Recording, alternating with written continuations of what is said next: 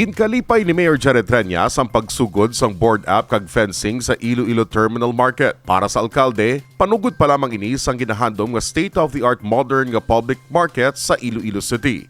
May kaugalingon nga bagsakan kag parking space. May CR kag mayara sang organisado nga drainage system. Suno sa Local Economic Enterprise Office o kon LEEO, ginsuguran ang pagkayo sang Iloilo Terminal Market sang Hunyo 5. Kag amat-amat na nga ginahimo ang demolition sa daan nga mga stalls. Serado naman ang tanan nga mga gates sa palibot sang Iloilo Terminal Market o kon super para masigurado nga hindi makawat ang mga salvage material sa sulod sa merkado. Una diri, serye man sa mga coordination meeting ang ginpatawag kaupod sang Iloilo City Government, SM Engineering Design and Development, Iloilo City Police Office, Office of the Building Officials, City Engineers Office, PSTMO kag Task Force ASIS bilang kabahin sa pagpanghanda sa demolisyon nga ginahimo.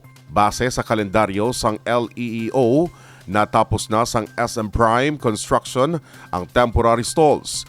Natakod naman ang tanan nga kuryente sa tanan nga mga stalls pamaagi sang more power.